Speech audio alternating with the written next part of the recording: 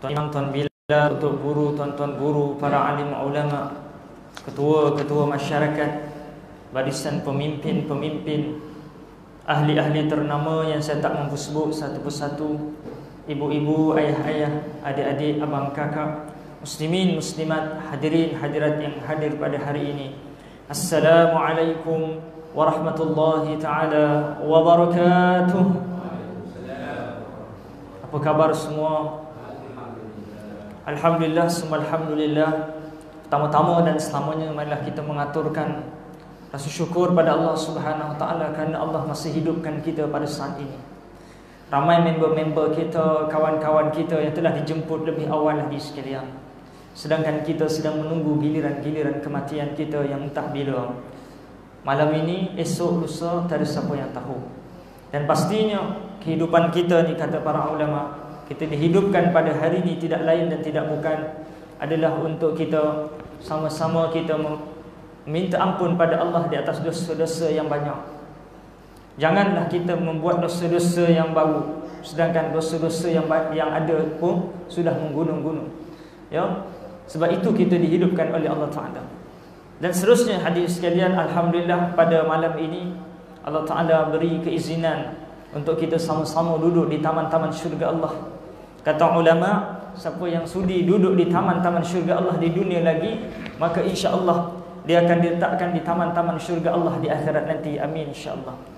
Tapi siapa yang tak sudi nak duduk di taman-taman syurga Allah di dunia lagi, maka jangan mimpilah untuk dia duduk di taman-taman syurga Allah di akhirat nanti. Allahu akbar. Jadi alhamdulillah hadirin sekalian, ya, hari ini Allah Taala pilih kita, mudah-mudahan Allah Taala istiqamahkan kita. Amin insya-Allah. Jadi insya-Allah sebelum saya teruskan lebih panjang, insya-Allah pada malam ini kita akan bincang bab ujub. Sebelum saya teruskan, sukalah saya mulakan dengan puji-puji kepada baginda Rasulullah sallallahu alaihi wasallam. Dan selawat yang biasa kita bawa adalah selawat at-tafrijiyah. Muslimin, muslimat, hadirin, hadirat yang hafal boleh sama-sama ikut, yang tidak hafal boleh sama-sama dengar insya-Allah. Allahumma salli wa sallim wa zid wa barik alaihi wa ala alihi salawatullah wa salam alaihi. Allahumma salli salatan kamilatan wa sallim salaman tamman ala sayyidina Muhammadin alladhi tanhallu bihi al-uqadu wa tanfariju bihi al-kurabu wa tuqada bihi al-hawaiju wa tunalu bihi al-ghaibu wa husnul khawatimi wa yustasqa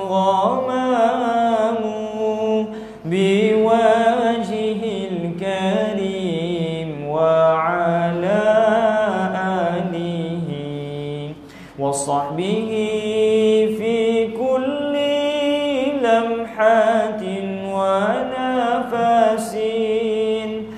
nafasin bi'adadi kulli ma'lumin lak. Allahumma salli wa sallim wa zid wa barik alaihi wa ala alihi salawatullah wa sallam alaihi. Muslimin, muslimat, hadirin, hadirat yang dirahmati Allah sekalian, boleh dapatkan selawat ini di YouTube, Facebook, Instagram dan juga Google. Type saja selawat at-tafrijiyah, ramai asatizah yang mengalunkan yang boleh kita amal bersama insya-Allah. Jadi hadirin sekalian, insya-Allah pada malam ini kita nak bincang bab ujub hadirin sekalian. Jadi apa ini ujub? Ujub ini hadirin sekalian adalah kagum terhadap diri sendiri. Setiap orang Allah Taala beri kelebihan demi kelebihan yang banyak. Ya, tak sama kelebihan kita. Ada yang mana diberi kelebihan yang pertama, Allahumma salli ala sayyidina Muhammad, kelebihan harta yang banyak. Ya, dibeli motor Waisuku. Ya, ada motor Waisuku, ada kereta mewah, ada rumah hebat, maka dia akan kagum dengan apa yang dia ada. Ya, dia ada mungkin ada tanah banyak, Ada apa lagi? Ada yang dinamakan rumah semidi, kondo dan sebagainya, yang dia merasakan apa dia lebih daripada orang lain. Aku dulu sekolah rendah tak lulus, sekolah menengah tak lulus, tapi boleh ada tanah banyak, tapi boleh harta banyak. Rasa kagum hadis sekalian. Ini yang dinamakan ujub. Mula-mula ujub itu datang, kemudian apa dia? Bila kita dah kagum dengan harta kita, kita nak buat apa ni sekalian?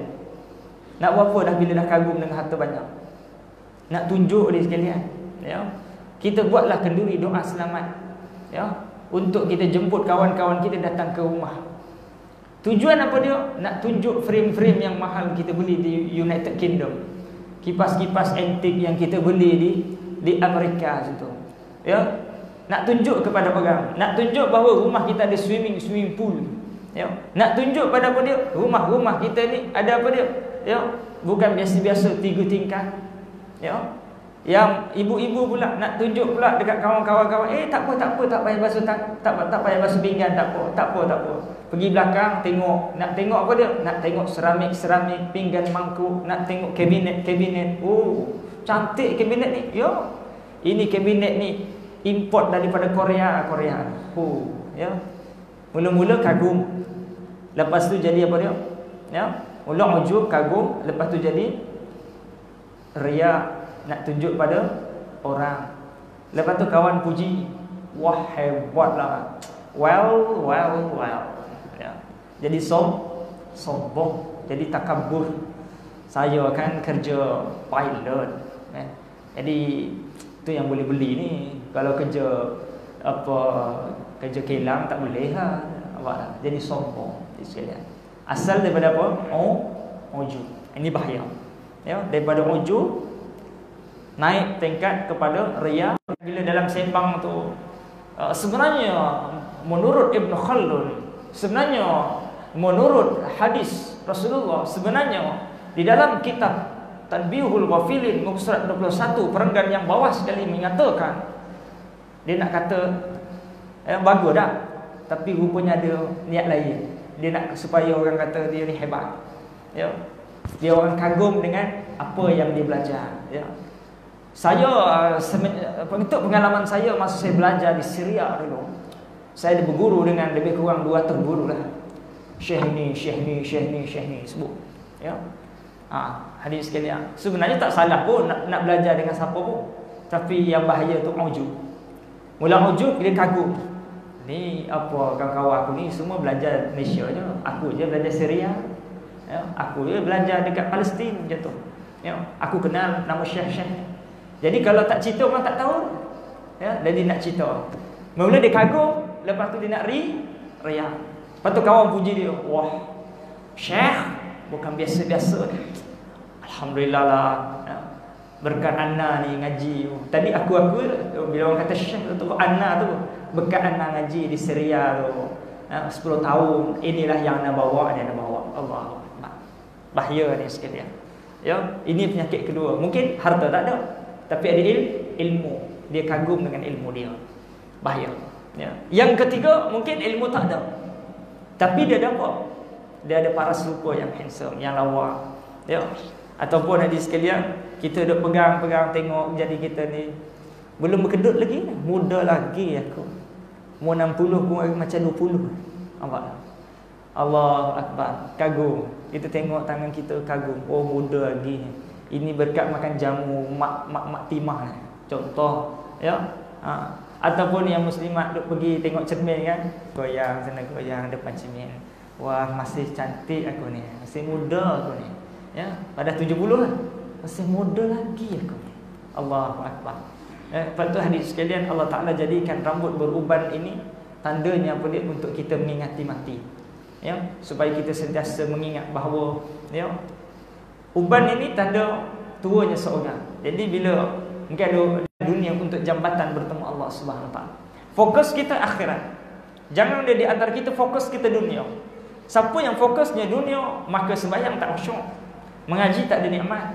Allahu Akbar, ataupun nak beli rumah, nampak tak? Kerana fokus di dunia. Orang yang fokusnya akhirat, projeknya akhirat. Duit pincin awak, duit pincin ingat aku nak infak dah. infak sikit untuk apa dia, untuk orang kat Palestin sikit, untuk orang kampung sikit, untuk jiran-jiran sikit. Dia projek di akhirat. Ya, dia tahu bahawa dia kat dunia ni tak lama. Hidup tak lama. Beli tanah boleh beli tanah. Beli rumah boleh beli rumah. Berapa lama boleh duduk rumah tu? Betul tak? Umur 60, 70, boleh 100 tahun nak duduk rumah tu? Boleh tak? Boleh lah kalau Allah izinkan. Tapi jarang-jarang lah orang yang hidup. Kalau kita 60 sekarang, tambah 100 tahun, 160 tahun, jarang-jarang. Ada orang kampung sini hidup 160 tahun? Tak ada. Ya. So maknanya apa yang kita perlu kejar sebenarnya, fokus kita akhirat. Orang yang nampak akhirat, ya, maka dia akan mempersiapkan dirinya daripada sekarang. Ya. Jadi hadirin sekalian, maka fokus kita, ada orang dia sibuk fokus nak cantik, tak salah. Kerana ya, innallaha jamilun, ya, Allah Taala ni cantik dan Allah Taala suka, ya, fa yuhibbul jamal, Allah Taala suka kecantikan. Tak salah. Tapi yang salah ni apa? Kita mengutamakan kecantikan luaran dan kita meninggalkan kecantikan dalaman. Kita mencantikkan luaran untuk apa dia? Untuk sombong, untuk ujub, untuk riya. Maknanya setiap aktiviti kita apa dia? Setiap langkah kita sudah mempersiapkan diri kita untuk dihumban dalam neraka Allah Subhanahu wa taala. Ya. Nak pergi beli mana tijah, nak pergi beli produk-produk kecantikan, ku putih dah. Nak beli apa dia? Fa'il lovely kan. Setiap langkah perjalanan nak pergi kedai itu adalah maksiat. Kenapa dia? Tujuan nak beli ni, tujuannya nak riak, ujub, sum'ah dan takabbur, na'udzubillah. Ya. Begitu juga kita beli kereta rumah. Ya. Kenapa nak beli rumah? Ya. Saya nak beli rumah ni supaya saya boleh tunjuk pada orang bahawa saya sekolah rendah, tak lulus tapi boleh beli rumah. Jadi setiap bulan dia bayar tu adalah umpama dia nak bayar, nak beli neraka Allah Subhanahu wa taala. Ya, kenapa dia? Tujuan dibeli itu untuk dia ujub, riak, sum'ah dan takabbur. Tu hati-hati dia sekalian. Kita kena jaga hati kita. Tak salah beli rumah, bukan saya tak bagi beli rumah. Tak salah beli kereta. Cuma yang salah niat kita. Rupa-rupanya kita sekolahkan anak ni. Kenapa sekolahkan anak dia tak kindok? Kamu kan tak tahu ke saya ni kan keturunan raja. Mana boleh sekolahkan biasa-biasa, kena hantar kat United Kingdom lah. Biar balik nanti pun orang tak katalah. Kenapa sekolahkan anak? Supaya orang pandang tinggi. Supaya apa dia? Supaya orang kagum terhadap keluarga dia. Allahu Akbar. Sekolahkan anak tersebut niat yang salah, bukan nak mencari redha Allah, tetapi nak mencari kemurkaan Allah Subhanahu wa taala. Auzubillahi min zalik. Waktu penting hadirin sekalian niat kita. Ya, bukan salah sekolahkan anak tu, tapi salah niat kita hadirin sekalian. Seterusnya hadirin sekalian, yang keempat, kita boleh kagum dengan apa dia?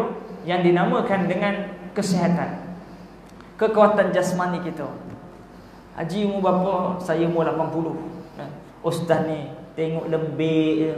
Ustaz umur berapa? 20-an. Ustaz umur 20-an macam ni. Saya umur 90, 70, kuat dia. Kagum dengan kesihatan kita. Ya, hadirin sekalian, yang kagum dengan kesihatan ni ramai pada anak-anak muda. Anak-anak muda diberi sadu, diberi kekuatan, diberi kesihatan, tetapi gagal datang masjid dan surau. Dia tidak menggunakan kesihatannya untuk digunakan, ya, pada jalan Allah. Tapi banyak anak-anak muda kita membazirkan kesihatan dia dengan perkara-perkara maksiat, na'udzubillah min zalik. Kerana kagum dengan kelebihan dia.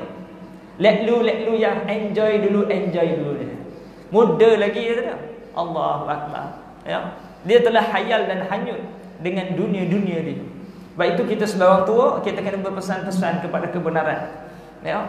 Kita kena tegur pada anak kita, bang, kamu kena pergi masjid. Let lu mak, enjoy dulu. Jangan. Ya, ustaz kata apa? Kalau anak-anak muda ni, kalau dia tak ibadah sekarang, kalau mati hari ni, dunia tak dapat, akhirat tak dapat. Kenapa macam tu mak? Mak sekarang kahwin dah kahwin, rumah ada, tanah ada. Kamu kahwin belum, tanah tak ada, harta tak ada. Mati sekarang, dunia tak dapat, akhirat lagi tak dapat. Kerana kamu mempersiakan masa-masa muda kamu. Pesan sedemikian. Anak-anak kita sibuk kan, duk main Instagram, Facebook, main game. Ya, kita tegur, jangan kita biar lantak kau lah, jangan. Kerana ni sekalian betul, setiap mak ayah tak akan menanggung dosa orang lain. Ayah tak akan tanggung dosa isteri. Ya, suami tak menanggung dosa isteri. Isteri tak menanggung dosa suami. Suami tak menanggung dosa anak. Ya. Habis bukankah ada dalil-dalil yang mengatakan bahawa kalaulah suami ini, ya, dia akan menanggung. Ya, sekiranya suami isteri anak, ya, kita tak saling tegur menegur hadis sekalian. Tapi kalau dah tegur, ya, dah berusaha tegur, anak isteri kita buat maksiat juga, bukan silap kita, kerana kita tak mampu memberi hidayah. Nabi Nuh AS dakwah tak kepada anak isteri? Dakwah. Ikut tak ikut? Tak ikut. Ikut tak ikut bukan kerja kita. Itu af'alullah, kerja Allah. Nak bagi hidayah, kerja Allah. Kerja kita sampaikan ilmu, sampaikan kebenaran kepada anak isteri. Yang jadi masalah, kita mati besok kena seksa disebabkan anak isteri kita. Kerana apa? Kerana kita biarkan mereka tanpa kita tegur. Anak kita tak bagi tudung, lantak. Anak kita nak buat apa, lantak. Nak keluar malam, lantak. Tak pernah kita tegur dia sekalian. Itu yang menyebabkan apa dia, kita diseksa bukan sebab dosa anak, tapi kita diseksa sebab kita tak tegur anak kita. Itu dia. Ya, hadirin hadirat yang dirahmati Allah sekalian. Seterusnya yang kelima. Ya, kita boleh sombong dengan apa dia? Dengan yang dinamakan keturunan-keturunan. Mungkin ada di antara kita yang diberi keturunan-keturunan yang hebat. Ya, keturunan-keturunan raja dan sebagainya. Anak-anak cemerlang masuk universiti, ya, jadi orang, jadi doktor, pilot, engineer, ya, haji. Kenapa anak tu boleh berjaya? Apa tips-tips? Dia hantar tuition ke apa? Tak ada. Saya kan memang keturunan cerdik-cerdik pandai. Allah Akbar. Ya, kagum dengan keturunan dia. Hadis sekalian, innallaha la yanzuru ila suwarikum walakinnallaha yanzuru ila qulubikum. Allah tak pandang pada rupa kita. Macam mana rupa kita, harta kita tinggal mana, itu tak penting. Yang penting apa dah sekalian, bagaimana ketakwaan kita kepada Allah Subhanahu Wa Taala. Allah mandang dalam. Orang pandang dua tak. Orang tanya kereta kita apa, rumah kita apa, isteri kita. Orang tanya harta kita, ada tanah banyak mana. Orang tanya dua. Allah tak tanya semua tu. Allah Ta'ala tanya dalaman kita. Dan inilah yang mana kita hadis sekalian gagal. Ya, mak ayah boleh bagi yang dinamakan motor suku boleh bagi. Laptop, telefon, tempat tinggal, makan minum boleh bagi. Setakat ni tak ada lagi mati ke bulu, mak ayah tak bagi makan minum. Ya, yang dinamakan jasmani itu mak ayah boleh bagi sehat. Tapi yang dinamakan rohani, tak ramai mak ayah yang boleh bagi suntikan rohani pada anak. Sebab kemuliaan manusia ini hadis sekalian, dinilai bukan dari sudut jasad. Sebab itu iblis ini dia tak mahu sujud kepada anak Adam kerana sombongnya dia dengan mengatakan bahawa Adam ini diciptakan daripada tanah, sedangkan dia daripada api.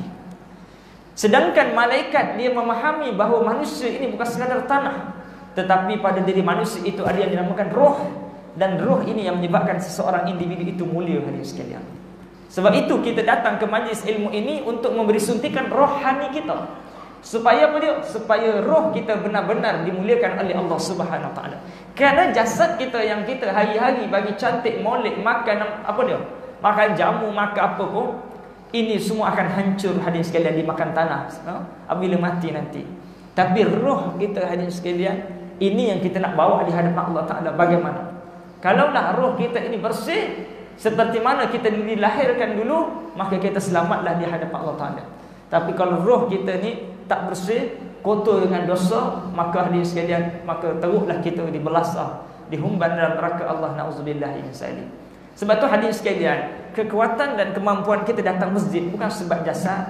Anak-anak kita yang di six pack, 6 pack kuat jasad tak boleh datang masjid. Kenapa dia? Kerana lemahnya rohani dia. Kita boleh datang sembahyang tarawih sampai 20 rakaat. Kenapa dia? Kerana roh kita. Pak Haji yang sakit lutut boleh datang juga walaupun apa dia? Walaupun pelan sampai ke masjid. Kenapa dia? Kerana rohani dia kuat. Walaupun sakit. Betul Rasulullah kata, siapa yang mengetahui fadilah kelebihan sembahyang berjamaah, dia akan datang ke masjid. Ya, meskipun dalam keadaan merangkak hadirin sekalian. Allahu Akbar. Bila roh ni faham, maka apa dia? Maka jasad ni sakit tak sakit, dia boleh datang hadirin sekalian. Ya. Kenapa dia? Kerana roh ini telah disuntik, dilatih, dan dia mendapat nikmat dalam melaksanakan ibadah. Sebab itu bila tengok bola pada malam hari hadirin sekalian, kita boleh tahan mata kita. Kenapa dia? Kerana roh kita ini telah apa dia? Ya, telah jauh daripada Allah SWT, dan telah apa dia? Bila kita dunia ni telah banyak dalam diri kita, maka nikmat itu dunia. Tapi orang yang mana dia buang rasa dunia dalam diri dia dan letakkan Allah di hatinya, maka pada mulalah dia rasa nikmat dalam ibadah. Ini payah, perlukan proses. Ya, sebab ilah di hadirat yang dirahmati Allah sekalian, kita bukan tak boleh bangun malam, boleh. Kencing berak je lah, sambung tidur semula. Kerana rohani kita lemah. Nak dapat ni perlukan proses. Tak adanya orang lahir-lahir anak-anak kita umur 2 tahun, 3 tahun terus sembahyang khusyuk, tak boleh. Dia perlukan proses. Ikhlas ni juga perlukan proses. Ya, haji kenapa lama tak datang masjid? Saya bukan tak datang masjid. Saya kalau datang pun riak, biar tak payah datang masjid. Allahu Akbar. Haji yang cakap macam tu, dia dah riak untuk tak nak riak hari sekalian. Nampak tak? Ya, jadi hadirin hadirat dan sekalian, dia memang perlukan proses. Sampailah satu tahap kita hanya beribadah semata-mata kerana Allah. Ya, kemudian hadirin sekalian yang keenam. Ya, kita boleh apa dia? Kita boleh terkesan dengan apa yang dinamakan ujub ini, dengan yang dinamakan Allahumma salli ala Sayyidina Muhammad. Ya, kita mungkin diberi apa dia? Jawatan-jawatan. Dulu masa jadi orang biasa, jalan biasa. Semenjak jadi YB, jalan jalan kau main. Ya. Yang jalan tu siapa? Ayah dia, mak dia. Timah yang jalan macam tu, anak YB, anak yang YB, tapi dia lebih-lebih. Nampak tak? Kagum. Ya. Hadirin sekalian, hati-hati. Ingat, Allah bagi kesempatan dalam hidup hanya sekejap. Berjawatan sekejap. Bila hari ni jadi YB umur 60, agak-agak boleh 100 tahun bila jadi YB. Dah. Ya, masa dapat jawatan, gunakan sungguh-sungguh.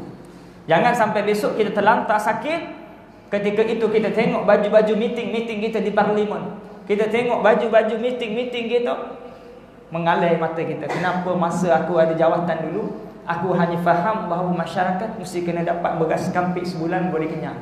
Kenapa aku tak fikir macam mana nak buat masyarakat selamat di dunia dan juga di akhirat dengan bagi ilmu agama kepada mereka. Allahu Akbar. Masa tu mengalir air mata kita. Masa tu hadirin sekalian, kesempatan untuk berjawatan dah tak ada lagi. Kerana dalam hidup kesempatan hanya datang sekali. Jadi JKK sekali je. Ya. Besok bila kita dah tua, dah uzur, dah tak boleh dah. Orang dah tak nak lantik dah jadi JKK.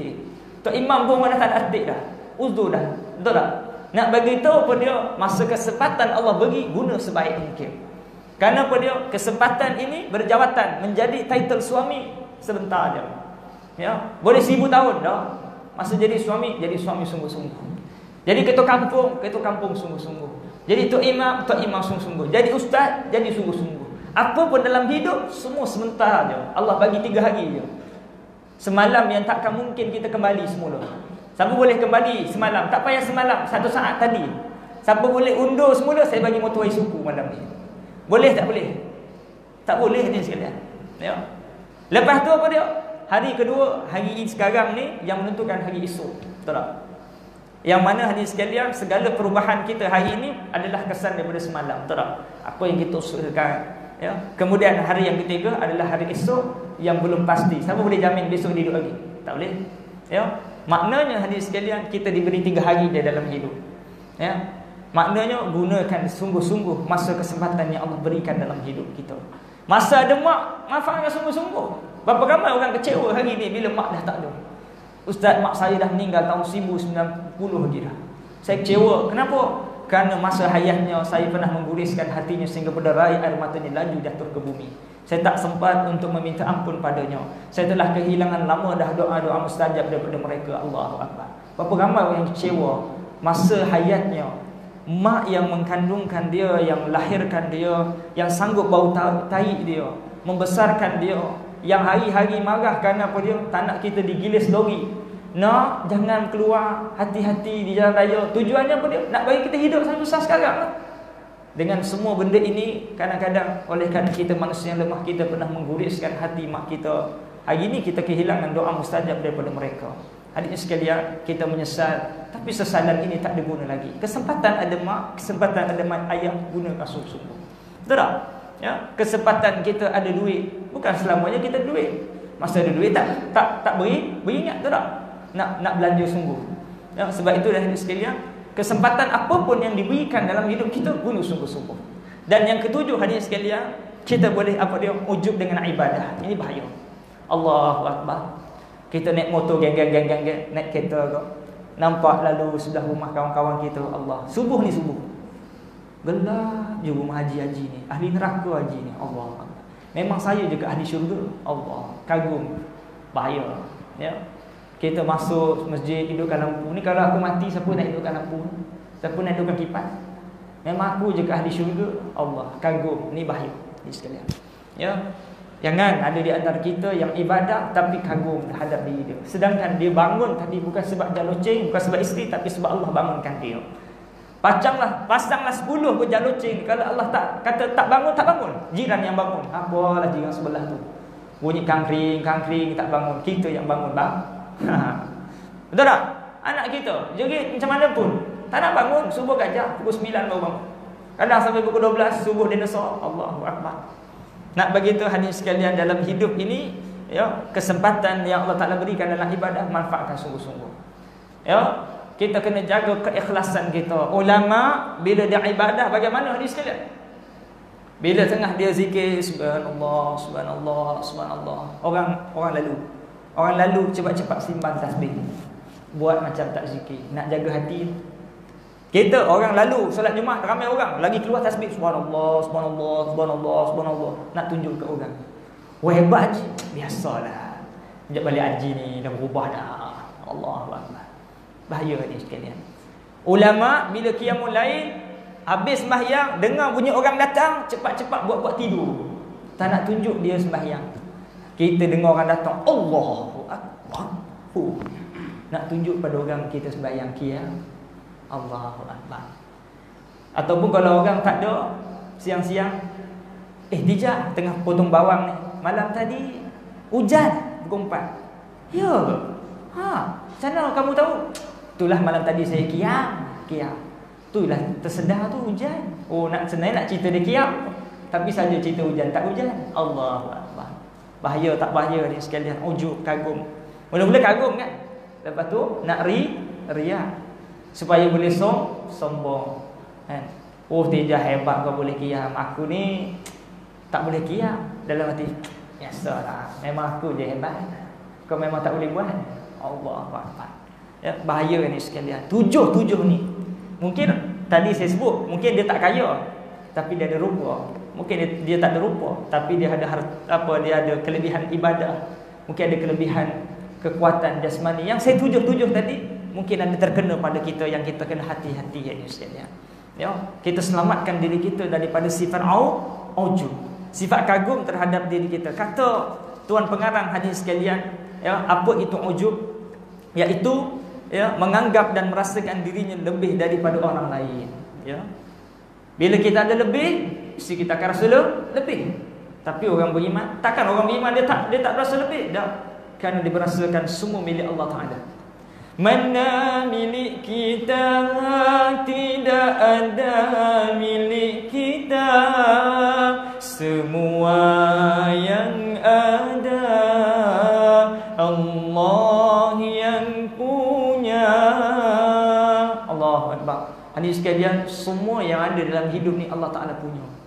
Tak ada pun satu milik kita. Banyak macam mana pun kita infak sedekah, ingat bahawa mana mungkin kita mampu memberi kalau kita tidak diberi oleh Allah SWT. Betul tak? Ya, kita buat korban banyak mana? Ya, kita buat korban 10 ekor ke, 20 ekor ke, itu semua milik Allah Ta'ala. Kita boleh bangun qiyamul lail, boleh bangun solat duha, boleh puasa, kerana Allah yang beri kekuatan kepada kita. Kita pinjam kekuatan daripada Allah, bukan sebab kita hebat. Kita tak ada sifat kuat, handsome, semua tu kita pinjam daripada Allah. Kita cuma ada satu sifat, iaitu yang dinamakan sifat hamba. Yang lain semua sifat Allah Ta'ala, kita pinjam. Ya, betul hadirat yang dirahmati Allah sekalian, kita kena sedarlah bahawa kita ni siapa. Ya, kita ni manusia yang mana ada peranan kita. Tujuannya untuk kita beribadah pada Allah Ta'ala. Tujuannya untuk kita sebagai khalifah, kuntum khaira ummah ukhrijat linnas ta'muruna bil ma'ruf wa tanhauna 'anil munkar wa tu'minuna billah.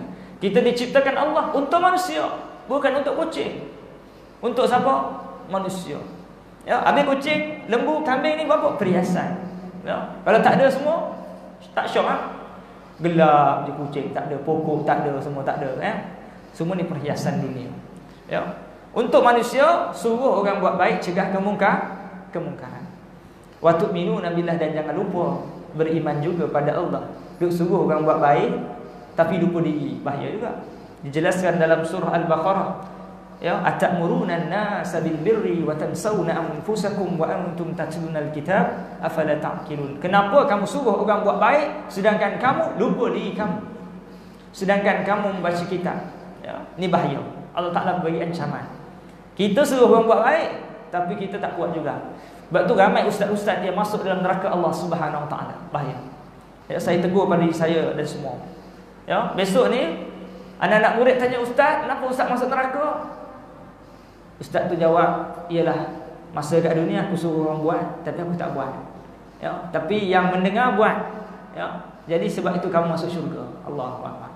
Tu hati-hati ni sekalian, bila kita suruh orang, kita lebih-lebihlah kena buat. Ya. Bila tapi nak bagi tahu bukanlah kita nak suruh orang tunggu kita jadi baik. Kerana apa dia? Kerana kalau nak tunggu semua perfect, tak ada orang nak sampaikan agama. Tak tak? Semua ada buat silap, tak tak? Ya. Maknanya tak betul ke kita, betul ke sampaikan agama kena. Dan kita sebagai sekalian, bila nak dapat sesuatu ilmu, kita jangan pilih-pilih. Maksudnya apa dia? Kalau benda tu betul, meskipun daripada seorang berzina, kita wajib terima. Kerana kata Sayyidina Umar, la tanzur man qal, ya. Jangan tengok siapa yang kata, tapi apa dia? Ya, unzur ma qal. Apa yang dia kata. Tengok apa yang dia kata, bukan siapa. Tak kisah siapa. Anak kita tegur pun kena ambil. Walaupun ya Allah. Ya, tak payahlah ya, nak tegur-tegur ayah. Ya, tak boleh. Kalau benda tu betul, kita kena ambil. Ya, matikan lampu ya. Bazir, kau tak payah tegur-tegur aku. Aku yang bayar elektrik. Jangan. Walaupun anak kita yang tegur benda tu betul, kita kena ambil lagi sekalian. Siapa pun tegur kita, benda tu betul, kena ambil. Jangan la tanzur man qal unzur maqal. Jangan tengok siapa orang tersebut, tapi kena tengok apa yang dia kata. Jangan. Kena ambil. Ya, itu dia. Itu kena faham. Sebab bila kita rasa ujub, kagum dengan diri kita, kau tak tegur aku tahu aku, itu rasa kagum, sombong. Ya, kita selebih daripada orang lain. Ya. Orang yang berilmu, hati-hati ya dengan ilmunya. Jangan jadikan ilmu tersebut sebagai jabatan untuk dimasukkan di dalam neraka Allah Taala. Banyak orang yang belajar tapi nak sombong, belajar sebab nak berdebat. Hati-hati. Kita tak boleh belajar kerana apa dia? Kerana nak dapat harta. Belajar kerana nak dapat yang dinamakan apa dia? Ya, untuk boleh kita berdebat. Belajar supaya apa dia? Mendapat kemuliaan. Tak boleh. Tapi kita belajar kena dapat redha Allah Taala. Siapa yang belajar kerana nak berdebat, kata Imam Ghazali, dia ini belajar ya, tidak lain dan tidak bukan hanya memusnahkan diri dan juga agama dia. Allahu Akbar. Yang kita kan ramai kan hari ni ya, habis celahu umat kan apa dia, ramai asatizah yang mana semua masing-masing nak tunjuk hero dan pandai. Baru ni saya dengar penjelasan mufti ya, mufti wilayah sebut bahawa ada beberapa perkara yang dia kadang-kadang tak menjawab soalan kerana apa dia. Orang kan banyak netizen, masyarakat awam tanya soalan, dia tak jawab. Dia jawab kenapa dia? Kerana bukan semua jawapan perlu dijawab. Itu dia. Kenapa tak jawab? Kerana apa dia? Kadang-kadang bila jawab, mudaratnya lagi besar. Sebab benda tu kadang-kadang dalam hidup kita, ulama dah selesaikan banyak benda dah. Dalam kitab-kitab muktabar, benda ni hukumnya bagaimana. Ya, dan tak perlu ada jawapan yang ketiga. Contoh ya, ulama dah bagi tahu jawapan A, jawapan B. Kita tak payah nak mana-mana jadi jawapan yang ketiga. Kerana kalau kita buat jawapan yang ketiga, nanti ustaz lain buat jawapan yang keempat, jawapan yang kelima, celaru umat. Sebab itu kadang-kadang Imam Syafi'i sendiri bila ditanya dengan anak muridnya, diam lama. Anak murid pun tanya, Imam, tahu ke tak tahu ni?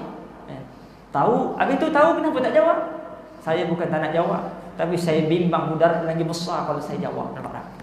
Ya, sebab ulama ni dia faham. Ya, jawapan ini apa dia? Untuk puas hati ke atau boleh selesaikan masalah umat? Ya, kalau setakat nak puas hati dia, tapi tak boleh menyelesaikan masalah umat, bahkan bubuh mudarat lagi, maka lebih baik diam. Ya, sebab itu hadirin sekalian, ramai ulama-ulama dulu 100 soalan tanya, jawab 40, 60 lagi tak jawab. Ulama bukan dia tak tahu, tapi dia bimbang. Bila dia jawab, dia apa dia?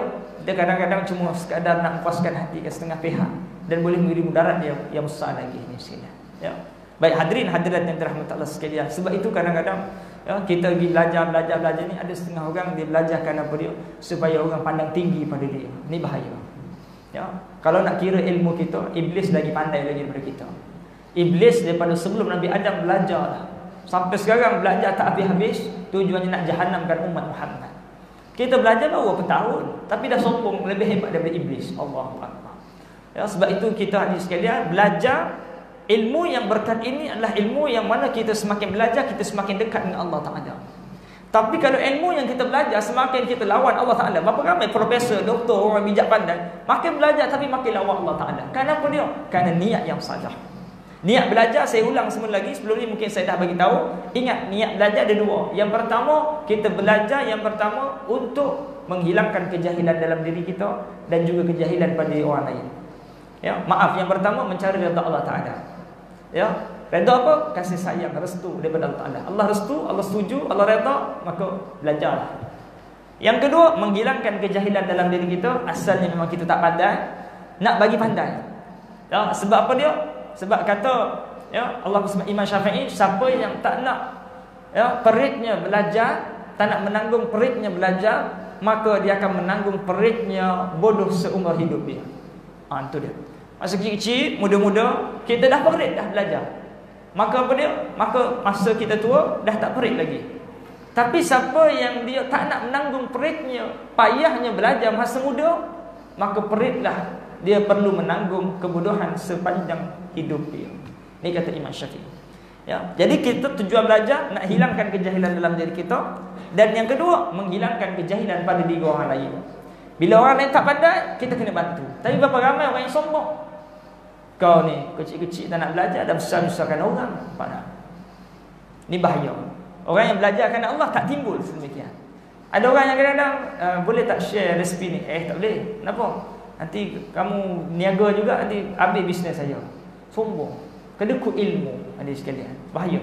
Ingat, tujuan kita belajar adalah untuk diri kita dan juga untuk sampai kepada orang lain. Kerana tak rugi adik sekalian bila kita share. Sebab bila kita mati, terputus semuanya kecuali 3 perkara.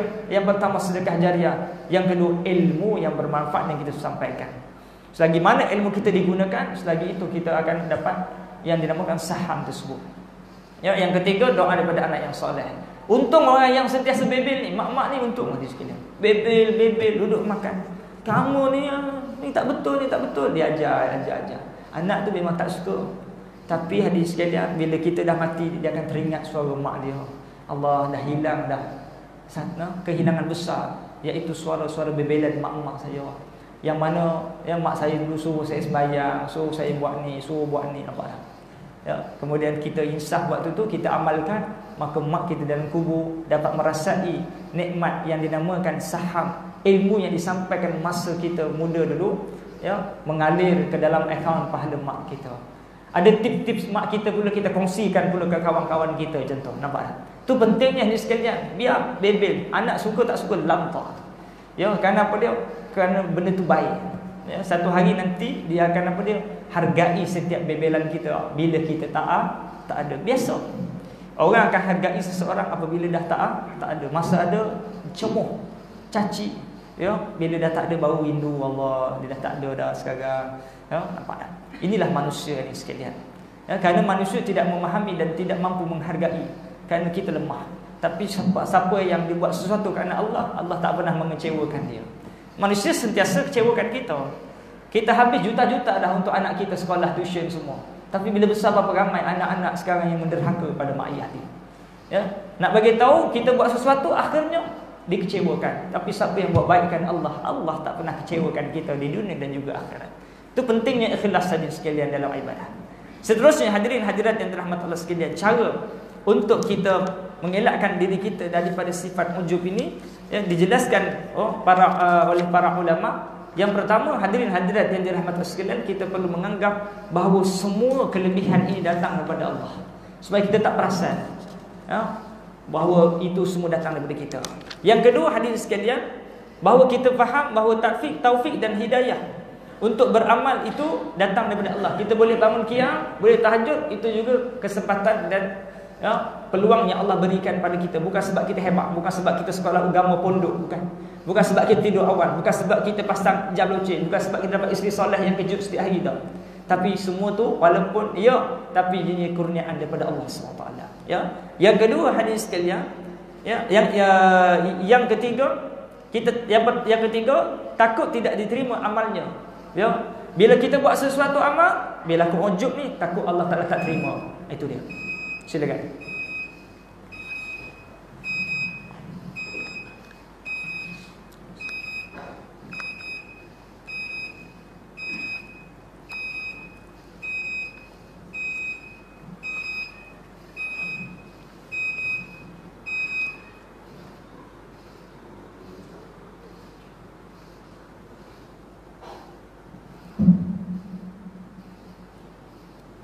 Allahu Akbar, Allahu Akbar,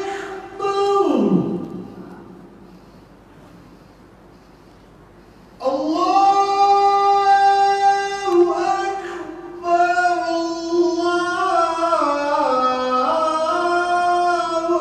Akbar.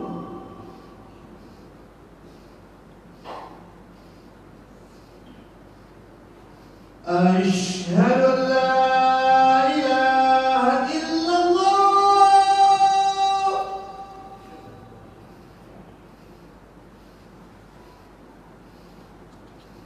أشهد أن لا إله إلا الله.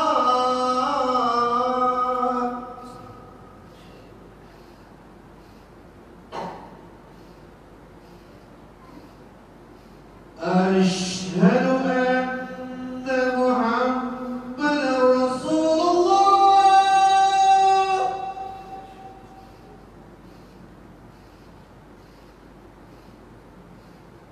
أشهد أن محمدا رسول الله.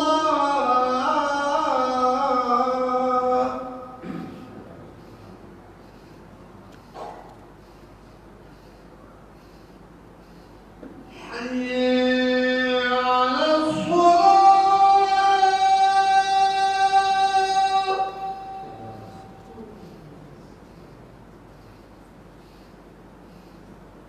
حي على الصلاة. حي على الفلاح.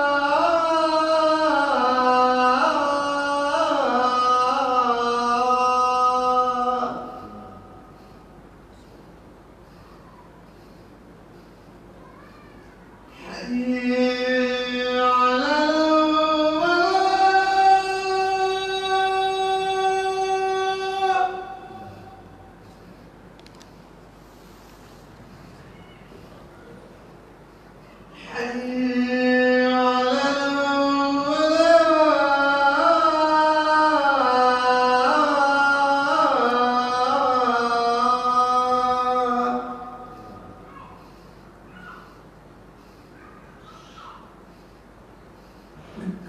Allahu Akbar, Allahu Akbar. La ilaha illallah.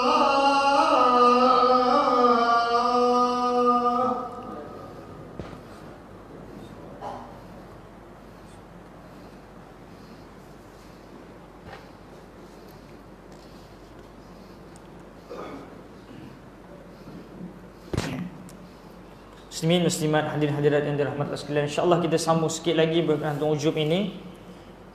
Seterusnya yang keempat, hadirin sekalian, macam mana kita nak hindarkan sifat ujub ini, bahawa kita merasakan bahawa kita ni banyak dosa. Kalaulah kita ujub, kita kagum, kita bimbang, ya, amal-amal baik kita ini akan musnah. Lalu apa yang kita nak bawa di hadapan Allah Subhanahu Wa Taala? Ya, dosa yang ada pun dah banyak. Ya, macam mana kita boleh kagum dengan amal kita? Ya, macam mana kita boleh kagum, aku ni asa dah ahli syurga kot, 60 tahun ibadah.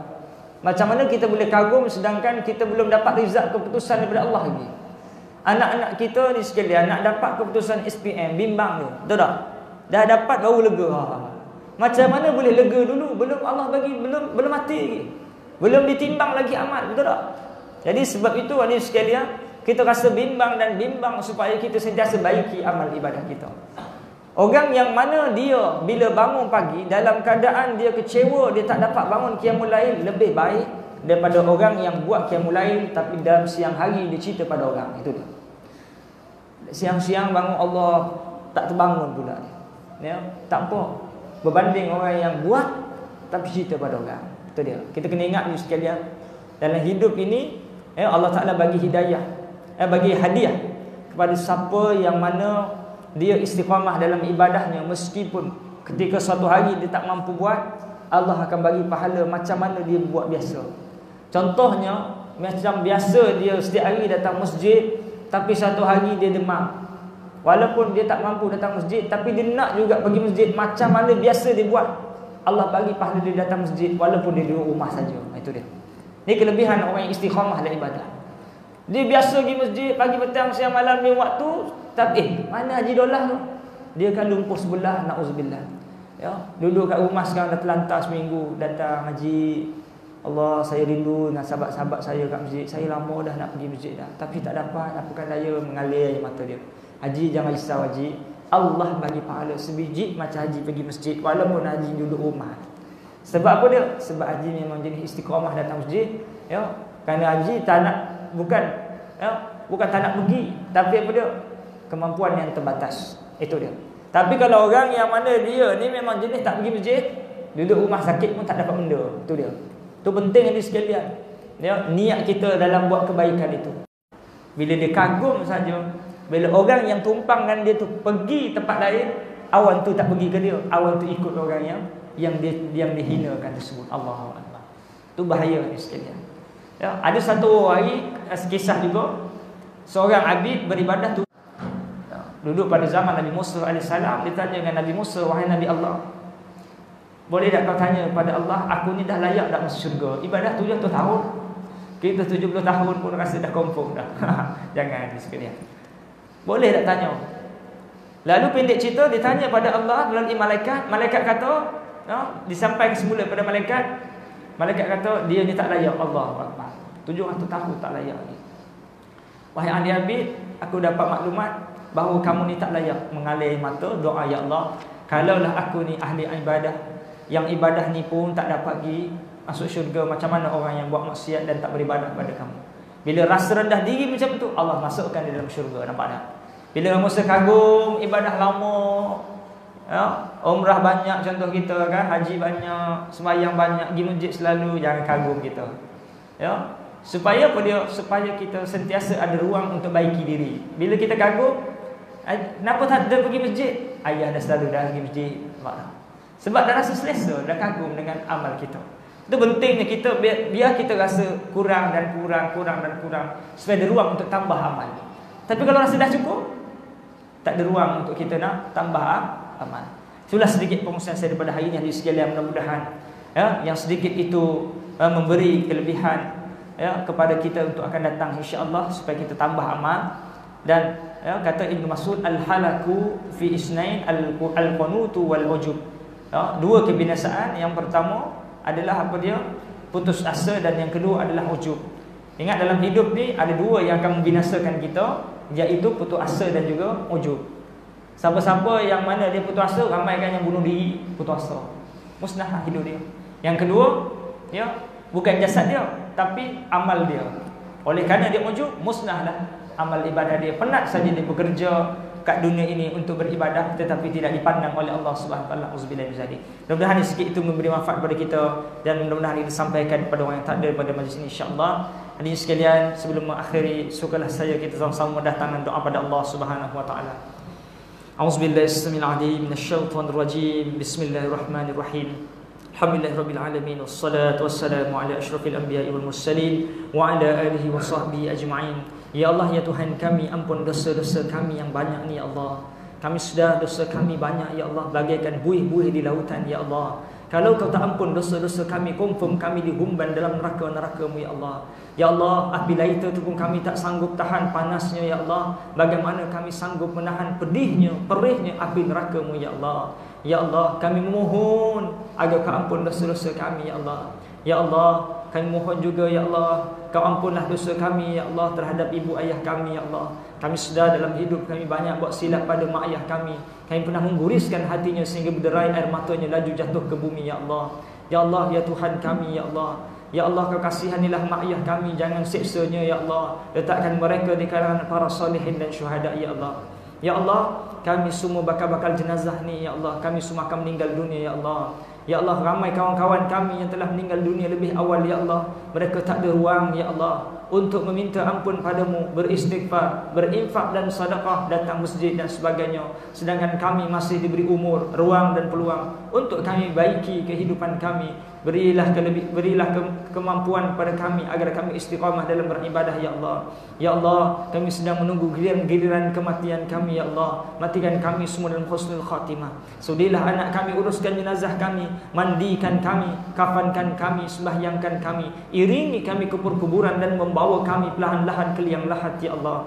Jangan biarkan kami seorang-seorang ditemani kalajengking dan ular ya Allah. Ya Allah, jauhkan ya Allah penyakit-penyakit pada kami, lebih-lebih lagi penyakit hati seperti riya, ujub, sum'ah, takabbur ya Allah. Ya Allah, Kau hiasilah jasad kami, roh kami ini ya Allah dengan sifat-sifat mahmudah ya Allah. Ya Allah, ya Tuhan kami yang berdatangan ini sekiranya ada sakit, berilah kesembuhan pada kami ya Allah. Kami yang berdatangan ini ya Allah, sekiranya ada jodoh-jodoh yang belum sampaikan jodoh kami ya Allah. Sekiranya ada di antara kami yang belum menerima zuriat, beri zuriat pada kami ya Allah. Sekiranya ada zuriat, berilah zuriat kami salih dan salihah ya Allah. Matikan kami semua dalam husnul khatimah. Rabbana zalamna anfusana wa illam taghfir lana wa tarhamna lanakunanna minal khasirin. Rabbana atina fid dunya hasanah wa fil akhirati hasanah wa qina adzaban nar. Wa sallallahu ala sayyidina Muhammad wa ala alihi wa sahbihi wa baraka wa sallam. Walhamdulillahi rabbil alamin. Taqabbalallahu minkum minna wa minkum taqabbal ya karim. Segala yang baik datang daripada Allah. Kelemahan atas diri saya. Aqulu qauli hadza wa astaghfirullahal azim li wa lakum wa lisairil muslimin wal muslimat. Wassalamu alaikum warahmatullahi taala wabarakatuh.